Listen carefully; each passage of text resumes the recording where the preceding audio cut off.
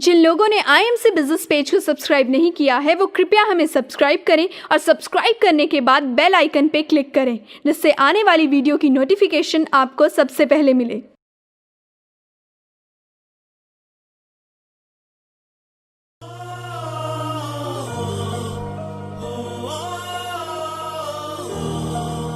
ओ सफलता के राही तुझे दिल से है सलाम। रख हौसला, वो मंजर भी आएगा। प्यासे के पास चलकर समंदर भी आएगा। थक कर ना बैठ ए मंजिल के मुसाफिर, मंजिल भी मिलेगी और मिलने का मजा भी आएगा। गुड आईएमसी दोस्तों, मैं हूं निव्या शर्मा और स्वागत है आप सभी का हमारे प्रोग्राम सफलता के राही में। दोस्तों, ऐसी ही एक बेहतरीन शख्सियत के साथ आज हम यहाँ मौजूद हैं हमारे प्रोग्राम सफलता के राही में। जी हाँ दोस्तों, मैं बात कर रही हूँ यशपाल सेन जी की। यशपाल जी, स्वागत है आपका हमारे प्रोग्राम में। Good IMC. Good IMC. Yashpal ji, अपनी शुरुआती ज़िंदगी, अपने बैकग्राउंड के बारे में कुछ बताइए। अपनी शुरुआती ज़िंदगी स्टार्ट करने से पहले मैं धन्यवाद करना चाहूँगा अपने great upline doctor Kamal ji, doctor Futela ji and mister Ajay Mann ji, जो मेरे ग्रेट अपलाइन, उन्होंने मेरा बहुत सहयोग किया है। और इस कंपनी के chairman and founder doctor Ashok Bhate ji and managing director Satyan भाटे जी, जिन्होंने एक ऐसा प्लेटफॉर्म चुना जिसमें लाखों लोगों की ज़िंदगियाँ जो बेरोज़गार थे उनको रोज़गार मिल रहा है। तो अब मैं अपने जीवन की शुरुआत में बताना चाहूँगा कि जैसे मेरा जन्म फागलवा ग्राम में 5 जून 1993 को हुआ और बचपन मेरा गांव में गुजरा। उसके बाद में मेरे फादर गवर्नमेंट टीचर थे जो हमें पूरी फैमिली के साथ हमें सुजानगढ़ सिटी में ले गए। हम 3 भाई हैं घर में जी। मेरे फादर का नाम जगदीश प्रसाद सेन है, माता जी का नाम सुशीला देवी सेन है। मेरे से बड़े भाई एक छोटे मेरे से छोटे भाई है, मैं बीच का हूँ। तो दोनों ही पढ़ाई में काफ़ी अच्छे इंटेलिजेंट हैं, लेकिन मैं एक ऐसा बंदा जो पढ़ाई में बिल्कुल भी ध्यान नहीं देता था। तो मेरे फादर को मेरी चिंता भी रहती थी कि ये क्या करेगा लाइफ के अंदर। और वो उसमें से एक बड़ा भैया वो इंजीनियर बन गई, छोटा वाला ने NDDY कर ली। फिर मेरा सोचा कि जैसे मैं 8वीं क्लास में भी बाई ग्रेस पास हुआ, 10th में सप्लीमेंट्री से पास हुआ, तो फादर को बहुत चिंता होती थी कि इसका क्या होगा लाइफ में।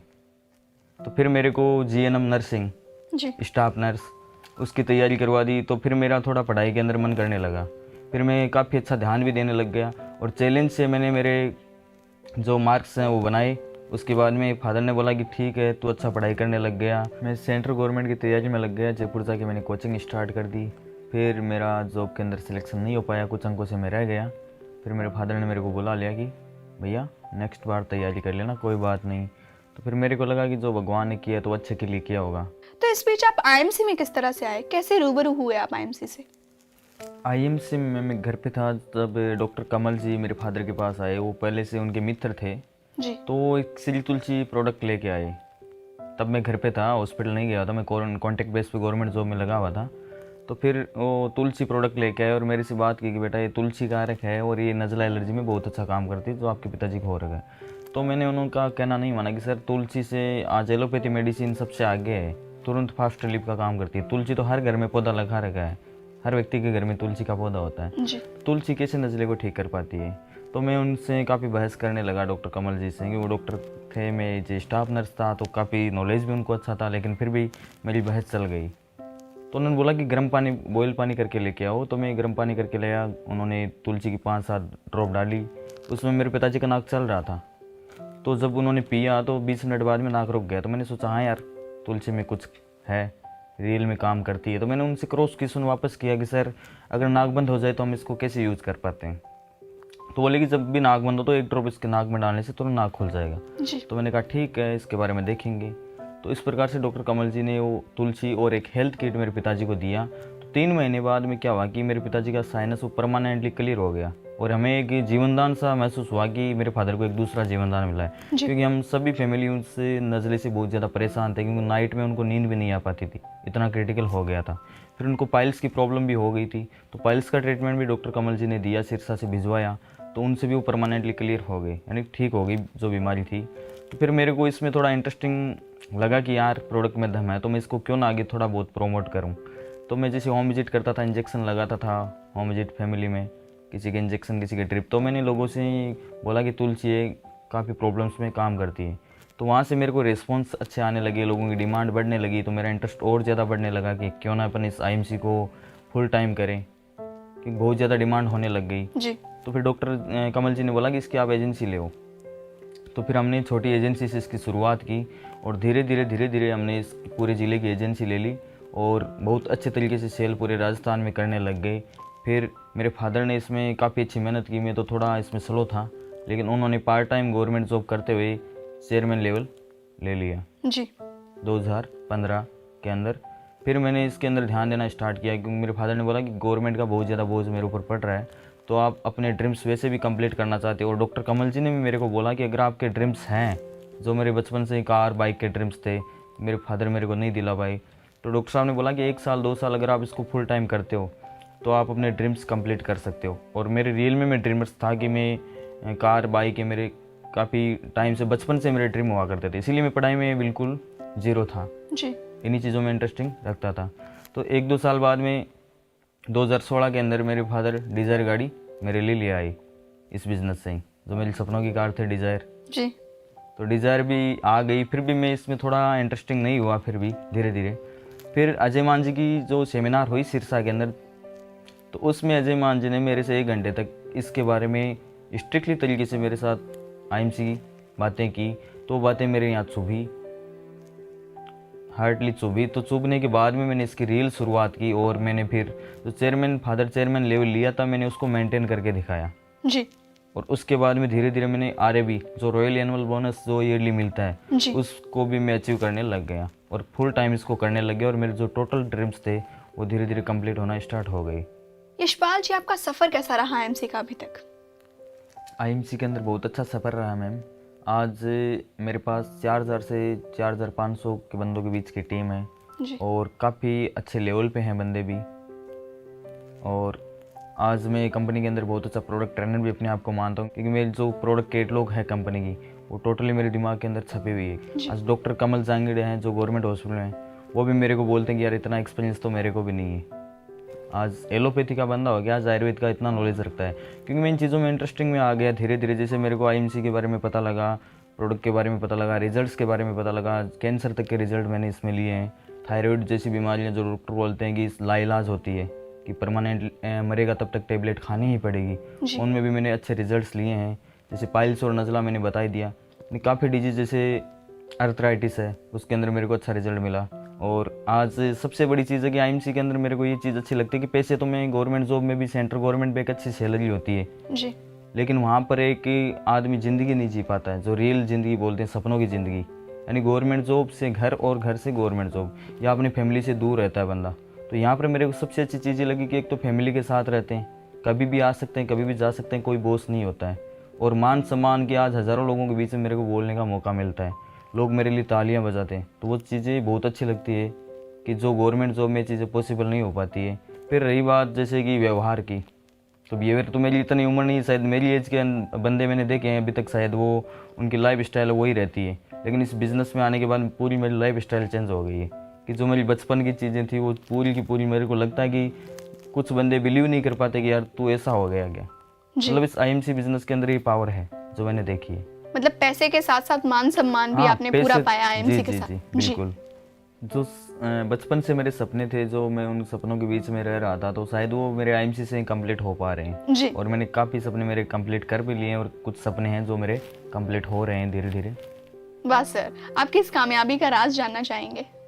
इस कामयाबी के अंदर, आईएमसी के अंदर मैंने एक ही मंत्र सीखा कि अपलाइन को फॉलो अप, जी ओनली फॉर अपलाइन को फॉलो अप। यानी जो अपलाइन है वो उन परिस्थितियाँ, जो प्रॉब्लम्स होती हैं, उनसे गुजर चुके होते हैं, आज उन्होंने अच्छे लेवल लिए हैं, तो वही हमें बता सकते हैं इस बिज़नेस के अंदर कैसी प्रॉब्लम्स आ सकती है। तो 100% जो बंदा अपलाइन को फॉलो अप करता है, 100% बंदा वो अपने लेवल को अचीव कर पाता है, अपने टारगेट को अचीव कर लेता है। तो उसी अकॉर्डिंग मैंने भी अजय मान जी जो मेरे ग्रेट अपलाइन थे, क्योंकि इसमें बोला जाता है कि स्पॉन्सर, जी तो स्पॉन्सर है वो बंदा कोई भी हो सकता है, लेकिन अपलाइन अपनी इच्छा से कोई भी व्यक्ति चूज कर सकता है। जी क्योंकि स्पॉन्सर का मतलब ये नहीं होता है कि स्पॉन्सर जो आपका है वो काम नहीं कर रहा है तो आप भी काम नहीं कर पाओगे। अगर वो स्पॉन्सर काम नहीं कर रहा है, अगर वो बिज़नेस छोड़ के बीच में जा रहा है, आप उसने केवल आईडी लगा रखी है, अगर आपको बिज़नेस करना है तो उसकी स्पॉन्सर को आप पकड़ सकते हैं। इसका स्पॉन्सर काम नहीं कर रहा है तो मतलब आप अपना अपलाइन अपनी इच्छा से चूज़ कर सकते हो, चाहे वो कितना भी आपके ऊपर डेप्थ में हो।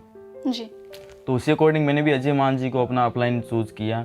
और अपना अजय मान जी ने मेरा काफ़ी सहयोग किया, मेरे साथ वो डोर टू डोर भी गए काफ़ी जगह, और काफ़ी सहयोग करके मैंने चेयरमैन लेवल अचीव किया, मेंटेन किया उसके बाद में। तो मैं एक ही बात बोलना चाहूँगा कि 100% एक तो ड्रेस कोड, बिना ड्रेस कोड के कोई भी व्यक्ति की पहचान नहीं होती है। अगर पुलिस वाला भी अपने ड्रेस कोड में नहीं है और वो सीटी बजा रहा है तो शायद उसका भी कोई कहना नहीं मानेगा, उसको भी कोई फॉलोअप नहीं करेगा। तो ड्रेस कोड बहुत ज़रूरी है इस बिज़नेस के अंदर, और मीटिंग्स, क्योंकि मीटिंग्स, एजुकेशन, ये चीज़ें बहुत ज़रूरी है, क्योंकि ये अपनी रीढ़ की हड्डी होती है बिज़नेस की। बिना ट्रेनिंग, बिना एजुकेशन के कोई भी बंदा आगे नहीं बढ़ सकता। अगर किसी भी बंदे को अगर टीचर बनना है तो उसको बीएड करना पड़ेगा, अगर किसी को डॉक्टर बनना है तो उसको एमबीबीएस करनी ही पड़ेगी। इसीलिए अगर आईएमसी में किसी बंदे को सक्सेस होना है तो उसके लिए ट्रेनिंग, एजुकेशन आईएमसी की लेनी पड़ेगी। फिर मैंने प्रोडक्ट कैटलॉग को बार बार पढ़ता, जहाँ मैं जाता प्रोडक्ट ट्रेनिंग को अच्छे से क्रिएट करता, वहाँ लोगों के सामने अच्छे से प्रमोट करता, एजुकेट करता, तो मेरे को प्रोडक्ट कैटलॉग का बहुत अच्छा नॉलेज भी हो गया। उसके बाद में बिज़नेस प्लान है वो मैं खुद देता, तो धीरे धीरे बिज़नेस प्लान भी मेरे सेट हो गया और काफ़ी अच्छी मैं ट्रेनिंग भी देने लग गया जी। और इस बिज़नेस के अंदर मैंने पेशेंस भी काफ़ी अच्छा रखा, क्योंकि स्टार्टिंग में मेरे को भी वो चीज़ें, मतलब जो मेरे को रिज़ल्ट मिलना चाहिए था वो रिज़ल्ट मेरे को नहीं मिल रहा था, मैं बार बार मायूस भी हो जाता था। लेकिन तो मतलब थोड़ी कोई निराशा नहीं हुई आपको कि, क्योंकि एकदम से किसी को भी सफलता हासिल नहीं होती, तो आपने किसी निराशा को तो फेस नहीं किया? एक बार कुछ समय के लिए मेरे को लगता था, लेकिन जैसे मैं सोचता था तो मेरे फादर है मेरे को थोड़ा प्रोमोट करते कि इस बिज़नेस के अंदर आपको समय लगेगा, आप 2-3 साल तक टिके रहो। जी। जैसे 6 महीने हुए, 6 महीने में मैं बिल्कुल मायूस हो चुका था। फिर मेरे को वापस मेरे फादर ने जगाया कि आपका, अगर आप एक जगह खड्डा खोदेंगे तो पानी बिल्कुल आएगा, अगर आप जगह जगह अलग अलग जगह ध्यान क्रिएट करोगे तो आपको कहीं सफलता नहीं मिलेगी। इसी जगह आप खड्डा खोदना स्टार्ट कर दो, 100% पानी कभी ना कभी आ जाएगा, 2-3 साल 5 साल तक टिके रहो और 100% आपको सफलता मिल जाएगी। और वही मेरे साथ हुआ। तो सर आपके आईएमसी में आगे फ्यूचर प्लान्स क्या हैं? आईएमसी में मेरे काफ़ी फ्यूचर प्लान्स मैंने क्रिएट किए हैं जी। मैंने उनको मॉडिफाई भी करने की कोशिश की है कि आईएमसी में सबसे पहले तो मैं कोहिनूर का लेवल ले आऊँ। जी। और कोहिनूर के लिए सबसे पहले मेरे को लगता है कि जो सीपी होता है, सीपी में 20 लेग जो 35 चाहिए, तो मैं चाहता हूँ कि मेरी 20 लेग में 35 नहीं, मेरे 20 लेग में टोटल चेयरमैन वो भी एक्टिव मेंटेन चेयरमैन हो। जी। क्योंकि मज़ा तभी है क्योंकि मैं उनको एक्टिव चेयरमैन एक अच्छी इनकम पे लेके आऊँगा तो मेरा लेवल अपने आप मेंटेन रहेगा और मेरे को अपने आप अच्छी इनकम आती रहेगी। तो सबसे पहला मेरा टारगेट ये है कि मैं अपने 20 लेगों में एक मेंटेन चेयरमैन, एक मेंटेन चेयरमैन खड़े करूँ। जी। क्योंकि जब उनके घर में खुशियाँ आएगी तो मेरे घर में अपने आप खुशियाँ आने स्टार्ट हो जाएगी। मतलब जैसे कंपनी का टर्नओवर बढ़ेगा तो जी, आपका जी, तो जी, खुद जी। भी बढ़ जाएगा। जी। जी, और अपना मेन टारगेट ये भी है कि कंपनी स्वदेशी कंपनी, अपनी आईएमसी कंपनी और काफ़ी कंट्रीज़ के अंदर आज जा रही है कि जो विदेशों का पैसा अपने इंडिया में, काफ़ी ऐसी कंपनियां थी जो विदेशी कंपनियां थी जो इंडिया का पैसा बाहर लेके जा रही थी। जी। और अपना मिशन है कि स्वदेशी अपनाओ, देश बचाओ, आयुर्वेद बनाओ, निरोगी जीवन पाओ। तो अपन स्वदेशी की लहर है पूरे ऑल वर्ल्ड के अंदर ये अपन प्रमोट करने वाले हैं कि जो फॉरेन का पैसा वापस इंडिया में लेके आए और वापस इस भारत को सोने की चिड़िया बनाए। जी। तो ये अपना टारगेट रहेगा। जो WHO के आंकड़े बोल रहे हैं कि आज इंडिया के अंदर बहुत सारी बीमारियां क्रिएट हो रही है, तो केवल और केवल मेरे को लगता है कि आईएमसी ही बीमारियों को ठीक कर सकती है। क्योंकि जो एलोपैथी की मेडिसिन चल रही है, इतने डॉक्टर से फिर भी बीमारियां बढ़ रही है, तो शायद बीमारी कम नहीं होने वाली है। इतनी ज़्यादा अपन जहर खा रहे हैं तो शायद आईएमसी के जो प्रोडक्ट्स हैं, एलोवेरा है, गौमूत्र है, तुलसी, वो बॉडी के पेस्टिसाइड को ही बाहर निकाल पाएंगे। और आईएमसी एकमात्र कंपनी होगी जो आने वाले समय में वर्ल्ड की नंबर 1 कंपनी रहेगी। और ये हम सभी का टारगेट रहेगा, मेरी टीम और मेरे मैनेजमेंट और मेरे अपलाइन, मेरी लाइफ लाइन, सबका ये टारगेट है कि अपन आईएमसी को वर्ल्ड की नंबर 1 कंपनी बनाए, न कि भारत की। जी। सर जैसा कि आपको बहुत एक्सपीरियंस है अब आईएमसी में, तो आप आईएमसी के सेमिनार्स और बिजनेस प्लान और जितनी भी मीटिंग्स होती है उनके बारे में क्या कहना चाहेंगे? सेमिनार्स के बारे में बोलना चाहूँगा कि सेमिनार्स भी इस बिज़नेस की रीढ़ की हड्डी है। अगर हम सेमिनार्स में नहीं जाएंगे तो अपने को एजुकेशन नॉलेज नहीं होगा, और अपने को एजुकेशन नॉलेज नहीं होगा तो अपन दूसरों बंदों को कुछ भी नहीं बता पाएंगे। अगर दूसरों बंदों को कुछ भी बता रहे हैं तो अपन आधी अधूरी बात बताएंगे तो अपन वहाँ से मायूस होकर ही निकलेंगे। क्योंकि कोई भी बंदे बाहर ऐसे ऐसे बंदे बैठे हैं जो अपने को कैसा भी क्वेश्चन पुटअप कर सकते हैं, तो अपने को पूरा नॉलेज नहीं होता तो बंदा वहाँ से मायूस होकर अपनी बेइज्जती फील करके वापस लौट सकता है। तो मैं चाहता हूँ कि 12 महीने में ऐसे 12 सेमिनार जो जिनमें चाहे वो पेबल हो या उनमें पैसे लगे या ना लगे, लेकिन हमें वो सेमिनार में जाना चाहिए, हमें एजुकेशन मिले। जी जी जी, जी। और मैं सभी को एक बात बोलना चाहूँगा कि अपने कंपनी जो फ्री के अंदर RAS करवा रही है, तो हर महीने RAS होता है, वो भी फ्री होता है। तो कभी भी RAS को मत छोड़ो, क्योंकि 12 महीने में अगर बंदा 12 मीटिंग नहीं ले सकता तो 100% कभी सक्सेस नहीं हो सकता, कभी भी नहीं होगा। जी। प्लान की बात करें तो आईएमसी जैसा प्लान कहीं भी नहीं है, क्योंकि मैंने जहाँ तक देखा है, मैंने कोई कंपनी नहीं की है पहले, लेकिन मैंने बहुत सी कंपनियों के बारे में सुना है कि बहुत सी कंपनियाँ वो मतलब बाइनरी प्लान लेके आती है, चीट फंड का प्लान लेके आती है, उनमें ज्वाइनिंग के पैसे रखे जाते हैं, उनमें कंपलसरी होता है प्रोडक्ट लेना, टर्म्स कंडीशन बहुत लागू होती है। लेकिन अपनी आईएमसी की कंपनी में प्लान के अंदर ये कोई भी चीज़ें नहीं है कि बाइनरी प्लान है, दो को जोड़ो, ऐसा कोई सिस्टम नहीं है। इसमें जनरेशन प्लान है। हमारी कंपनी का मुख्य उद्देश्य है कि हर घर को हेल्दी बनाना। जी। हमारी कंपनी एज जैसे कैंटीन कार्ड बनता है, उस हिसाब से अपनी कंपनी की एज कैंटीन कार्ड बनाती है फ्री ऑफ कॉस्ट। अगर आप कोई भी चीज़ परचेजिंग करेंगे तो आपको रिटेल प्रॉफिट में मिलेगी, होलसेल रेट में मिलेगी। कंपलसरी नहीं होता है कि हमारी कंपनी में बिजनेस करना। हमारी कंपनी का मिशन है कि हर आम आदमी को स्वस्थ बनाना, उनकी आम आदमी की जेब नहीं कटे। ये कंपनी का एक मिशन है कि लोगों को स्वस्थ बनाना, अमीर बनाना। जी। तो इसी बेस के ऊपर कंपनी चल रही है कि लोगों को स्वस्थ बनाना, आम आदमी की जेब नहीं कटे। तो इतना बेहतर प्लान है कि इसको कोई भी बंदा आराम से बिना इन्वेस्टमेंट का काम है, यानी एक ये चाय का ठेला लगा तो उससे भी कम इन्वेस्टमेंट का बिजनेस है, क्योंकि इसमें खर्चा है वो अपने आप पे करना होता है, ना कि कहीं और। जी, कहीं अपन अपनी प्रोफाइल चेंज करेंगे तो अपने को अपने आप पे खर्चा करना पड़ेगा, क्योंकि अपन ड्रेस कोड चेंज नहीं करेंगे तो अपन नहीं बिक सकते मार्केट के सामने। जी। क्योंकि वो बोलते हैं ना, जो दिखता है वो बिकता है। तो अपनी प्रोफाइल को चेंज करेंगे तो अपने आप बंदे पूछेंगे। एक बंदा प्रोफेशनल ड्रेस पहन के प्लान देने जाता है, और एक है जो अपने बालों को खड़ा करके जाता है या कॉलर ऊंची करके जाता है, तो उस बंदे की पर्सनालिटी का पता लग जाता है कि बहुत बंदा प्रभाव पड़ता है हाँ लोगों जी। पे इसका। जी। लोगों पे बहुत प्रभाव पड़ता है ड्रेस कोड से। सर, जो आपकी डाउनलाइन है या जितने भी एसोसिएट जो आपको देख रहे हैं, जो ये प्रोग्राम देखेंगे और जो आपकी तरह सफल होना चाहते हैं आईएमसी में, आप उनको क्या लीडरशिप टिप्स देना चाहेंगे? 100% प्रोडक्ट यूज़, सबसे पहली चीज़ तो ये है। जी। और सेकेंडरी चीज़ है कि जो प्रोडक्ट यूज़ कर रहे हैं वो लोगों से यूज़ करवाने। और सेकेंडरी चीज़ की 100% ड्रेस कोड यूज़, क्योंकि ड्रेस कोड में नहीं रहेंगे तो अपनी टीम नहीं बन सकती, कभी लोग भी जान बन नहीं सकती। पाएंगे आपके बारे हाँ में। जी। जी। बाकी लीडरशिप की बात करें तो 100% अपलाइन को फॉलो करना ही पड़ेगा। जो बंदा अपलाइन को फॉलो नहीं करेगा वो कभी सक्सेस नहीं हो सकता, क्योंकि अपलाइन उस भीड़ से गुजरा हुआ इंसान होता है कि हर प्रॉब्लम्स उसके सामने आती है और उनको पता है कि कौन कौन सी प्रॉब्लम्स आएगी। हमें मायूसी भी बहुत जल्दी मिलेगी, जी।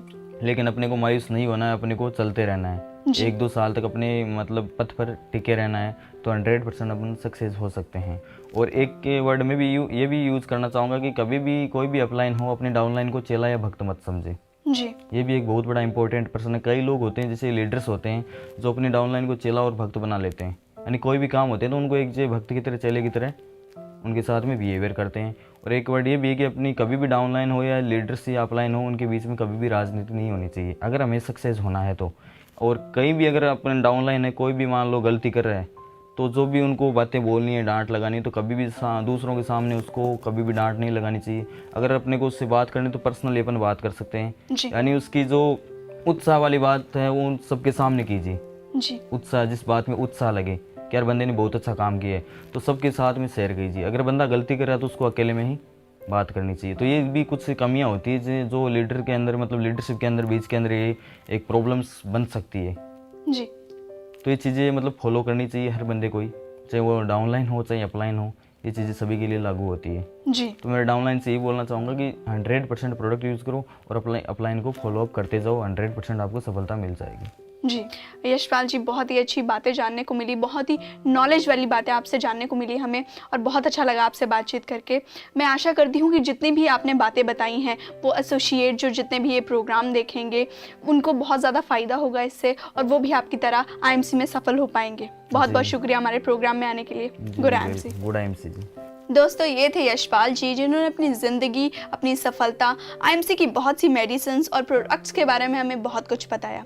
ऐसे ही आईएमसी के और भी लीडर्स के साथ हम आपकी मुलाकात करवाते रहेंगे हमारे इस प्रोग्राम सफलता के राही में, लेकिन तब तक के लिए दीजिए हमें इजाज़त। Good IMC.